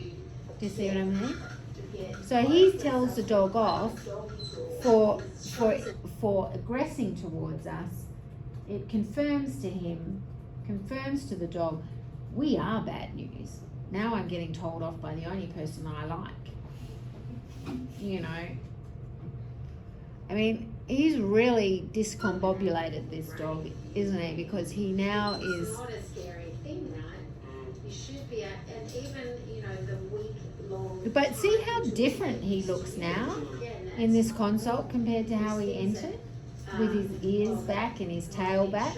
He's now like really coming forward and looking quite offensive. To make sense of benign things. So currently. And it's that speed with which he does this. I mean, would you live with that? I mean, I'm totally ready to euthanize him. So, type of aggression. So again, exclusively defensive would be that I'm protecting myself, and unless I corner you in that corner, you're never going to come at me. So that's obviously a lower risk than something that feels like we're starting to follow you offensively, and clearly that's where the predation is, up the top there. Then the predictability. This is something that is very important for a client to feel they can live with a dog that's aggressive if they know how predictable it is. So, you know, for instance, most of the time Harvey is fine. It's just if I get off the couch at the end of the evening. Okay, so that's more predictable in its triggering what triggers Harvey. Oh no, we had other things, but do you know what I mean? Whereas this dog is triggered by her mere presence. So the more and she doesn't have to do anything. So clients can't live with unpredictable. It really does their head in, as you can imagine. It's like living, you know, in the movie when they say, the phone call is coming from inside the house. Oh my God. It's super scary. And then you have the intensity of the bite. So what happened? How deep was the bite? Did we multiple bite? Gung, gung, gung, gung, gung. That is worse, clearly. If I bite and back off, you know, I got what I needed, you moved away, I'm gonna bite you once. Not as bad. If I only snap at you and I, you know, great, good. If I growl, great. If I still just lift my lip at you, great. So he is unfortunately has bitten. So again, he's high. Then the last one, behavior sequence. So behavior sequence is asking you, do I give you a signal? Do I wait for your return signal? Then do I adjust my behavior depending on what you said to me? So, you know, you want a dog that has a behavior sequence that is slow. And you go, okay, I'll back away. And he goes, good, thank you. But this dog, the behavior sequence is rapid and truncated and quite short. The way he goes, ooh, isn't that good, Ellie? That still image. We got froth even. Yeah, yeah. I'll put his short. I mean, So he's noticed again as well, he's getting worse over the console. And that obviously is not the aim. In the console, if it's working, he's getting better over the console, not worse.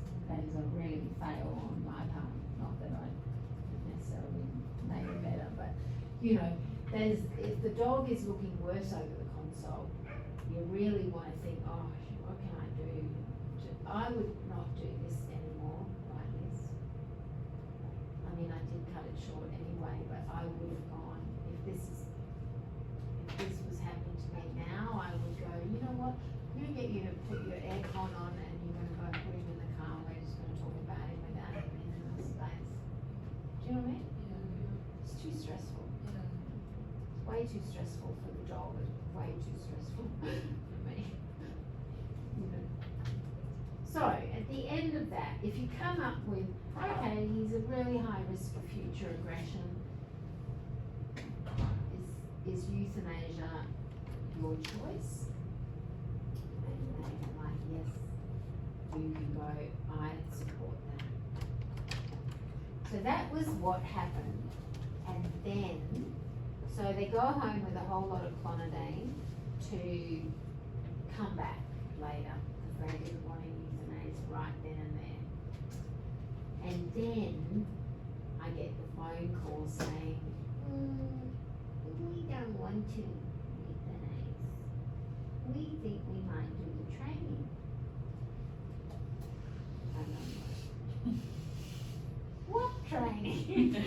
Because you know, like, you'd think, who can you send there as well? I mean, you know, this is one really scary dog to send anyone to that home.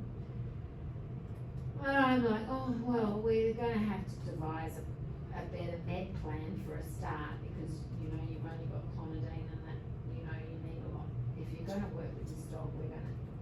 But, you know, your role is, if they don't want to euthanize, my role, you could, as a GP, could go, well, I don't want to deal with that, I'm going to send it to Nicole. My role is then to help them. So we start on a plan. Oh, that's right. And she says, he's going to stay home for 2 weeks. This is the husband. And I go, well, that's not going to be long enough to really have got anywhere, but okay. And sure enough, 2 weeks comes and he goes back on site. And I get a call from her, and he's aggressed at her again, and she wants to put him to sleep at home. And wants a home visiting euthanasia. And I'm like, who don't I like? Because who's going to go to that, right? That's really a terrible job. Anyway, and then I get another call, so I'm kind of organising the home pleasure trying to, and she rings back and she says, oh no, he's coming back. So he's coming back again early. And it's starting to feel a little weird, right? Because she's terrified. And he keeps putting the thing where we're not going to euthanize it. Anyway, it's feeling very uncomfortable and I'm not feeling like it's safe at all. But again, I don't really ever say to people, you should do this. I just don't do that. I let them have all the information and then I say you need to make a decision. And so then he comes back and he's in the habit of picking the dog up daily to weigh it. Why? No one knows. Because he's a bit of a dick. Anyway, he picks the dog up to weigh it and bites him on the arm. And now it is loose in the yard and no one can get near it. And I'm starting to think, I'm going to have to call the police to shoot it or something. I mean, it felt really, really unsafe. The one thing the dog could do and did do and felt comfort in was its crate. So put the crate out there, loaded the crate with phenobarbital meatballs, and it went into its crate and it ate the overdose and was taken to the vet and was euthanized. But I guess the moral of the story is that, you know, sometimes you're not always, you know, there's a lot of emotional components going on there, and do people use dogs to control their partners? I think they do. So, I mean, it was a bit sad because I think, I mean, you know, they were good people. Ultimately, they were good people who had been, again, given a dog that was never going to be able to do what they wanted it to do because it didn't have enough broad-ranging socialization experiences in the get-go, and maybe had genetics that pushed it to be a fearful outlier. So it would have needed a lot of socialization early to cope with that change. It's interesting because just with this video, apart from the, you know, sort of lunging and barking, someone, you know, who isn't attuned to the very minuscule behaviors would think that this dog looks decently comfortable. Like, I don't know that if I, you know, had been trained a bit more in this, that I would be able to say, oh, that dog looks, you know, high risk aggression or. No, well, I mean, you're using all the history, right? Aren't you? To make the conclusions here. You're not just using, I mean, we know what the dog's done.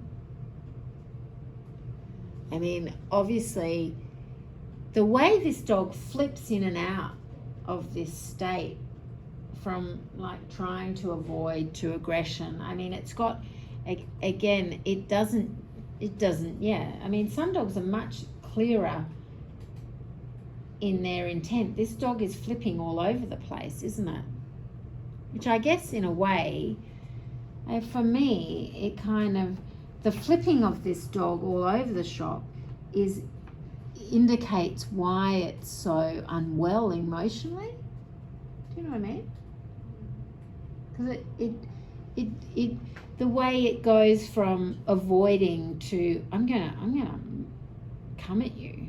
It flips across like that a lot.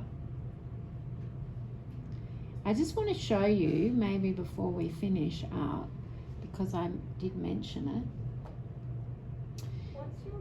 called for cats, obviously for dogs it's the SSRI plus Yes. the adjuvant, so the Mm. routine or plus or minus whatever else you need.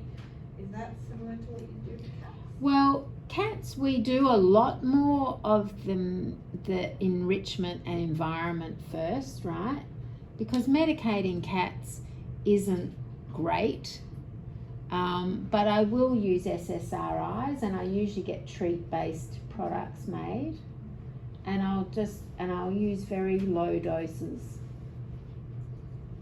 But there's We no, use a like, bit of gabapentin with arousal and things, but we don't use the other meds. You don't use clonidine, you don't use trazodone, really. I use a lot of, fluoxetine is pretty good. You see a lot of urine retention on an SSRI, so you've got to be very careful that you don't cause a bladder blockage. So you're just very careful when you introduce. So, I wonder if this will work. It looks like it wants to use this. Oh, here we go. Oh, I've seen. Have you seen this? Oh, There's no sound to it, but it does show you some predation in a dog, which I think,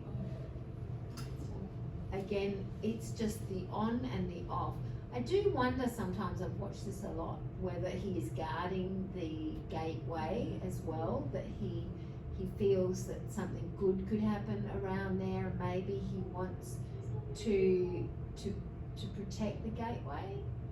But That happens. it's so quick and violent and he intends to injure, that you would say that was a predatory dog, and that dog should now never ever be around other dogs, I would say. You reckon that dog would need to be euthanized? Well, I mean, unless people could be sure that it was going to be safe, yeah, it could be euthanized for sure. The other dog is dead, so would someone request the euthanasia of the culprit? Maybe. I don't know the story. But we see dogs that are predatory. It's a dog groomer or something like that. Oh, that's here, so that's someone else's dog. Yeah. Yeah. I mean, with predatory things, for instance, we might test for predation. This is at the RSPCA. With a real dog, but with protection. So what I don't like about this is the stalkiness and the intent. This dog's lost its lower jaw as well. It's got this funny tough thing. And this is why the trainer's trying to use liquid treat. But again, they're testing for reactivity, and reactivity would look different, right? We would have barking, we would have, we can have lunging and pulling towards, but we don't have silent, stalky intent. So this looks wrong to me, like this dog would not be safe. See this? Little oblivious dog over there. What? I don't know if I'm safe or not safe. I don't care, I'm not safe. Yeah, the focus, the intensity, all of that makes you think, so your conclusion is that Good boy. this dog is not rehomable under a banner of dog reactivity. It's only rehomable if someone accepts that it has an intent to harm other dogs. But I actually don't know if this dog did probably end up getting euthanized instead, because the risk looks too great. I think it already had injured another dog, but the RSPCA are much less likely to take the risk than maybe other rescue. See that? That is not cool. That is ready. Oh my goodness, back turned. Yeah, yeah. Not even looking at his Yeah. friend. Yeah, so that's not cool. So yeah, I mean, obviously, you know, that doesn't mean that that dog is going to be predatory to humans or anything at all, right? So often that's a question that people will ask you, is it another dog, you know, is it safe around my children? Well, probably. I mean, it doesn't, they two don't mean the same, they're not the same thing. Right, what do you feel like? How do you feel? Feel like you got all the information you need? All that, I was like, oh. How about like pursuing, I know that you're a specialist. Are I'm there not a me- specialist actually, You're I'm a not? member Okay. veterinary behaviourist, but yeah. Are there, so I know for the memberships, you just have to get a certain amount of experience for the Yep. exam and stuff. Is that just what you did, like found a mentor for that experience? Yeah, so what did I do? There's a CVE course at Sydney Post Grad, which is a year-long small animal clinical medicine behaviour course that most people that do their memberships do. And that's a good start. Your membership, unfortunately, you study for independently. I did lots of, I've done lots of sitting in with other behaviour vets over East and in America, and also done lots and lots of dog training as courses, you know, like positive ring. You know, there's a lot of stuff out there that's good for trainers if they want to do it. And then just when I was in general practice, I started doing kind of truncated behaviour, which were like 40-minute consults. When I think about it now, they weren't probably very good. But, you know, that's how I started doing it. And then, you know, Kate at Calm Pets, I worked for her for a while before I started Animal Sense at Murdoch. There's no real, you obviously as an American and someone young, I mean, I thought about it, but I'm too old. What you would do is you would try and get a residency at a uni in behaviour. If there was, you know, in America there's 88 or so board certified veterinary behaviourists who would take residence, and you do that over a 3-year period and then become a specialist. Are there any residencies here in Australia? There are in the East Coast. There's none here because there's no specialists here. There's no specialist behaviourists in WA, and there's about 3 in the East Coast. So the specialist behaviour, yeah, it's very, there's quite a lot of membered behaviour people like me, and not that many here. There's me, Kate, Zoe who works for me, Gib McDonald, Lucy at Vic Park. That's about it, I think. There's a few more coming through, but some of them don't, who do their behaviour membership still just stay in general practice and they want to still be a GP with a membership in behaviour. But I never intended actually at all, even when first of all, after the rescue dog I had, I thought, I like this area, I'm going to do that course. So I did the course, and when you did the course, they actually encouraged you to do the membership. I was never ever even intending to do the membership. Kind of got pushed into doing the membership, and the membership is all species, which I don't even do, you know, large animal, but you do all species. So it was actually super interesting, even though I don't use it. Avian, marine mammal, horses, I mean, it's everything. So there's a lot to learn. And then weirdly did the membership and went, do you think I could do this? You know, it was weird, really, because they never had any of those intentions. All the things just kind of followed after one another. And even my animal sense thing, when I started it at Murdoch, I did 1.5 days. So very small practice of, you know, very small. And it wasn't actually till COVID happened and Murdoch went, you can't see anybody. You know, everybody's got to drop their dogs off. Well, that's no good for behaviour, right? I actually had to, if I wanted to keep working, I had to find my own space. And then that pushed me to actually work more to pay for the space. And then it just is kind of just snowballed from there. It's weird, because it was not what I ever thought that I would do, you know, do as much of it as I do. It's really good, I love it. I love it. And, you know, I reckon even if you, obviously, most of you won't end up just doing behaviour, but, you know, hopefully this at least imparts a level of behaviour understanding that you take into your GP one. You know? We can all do a little bit.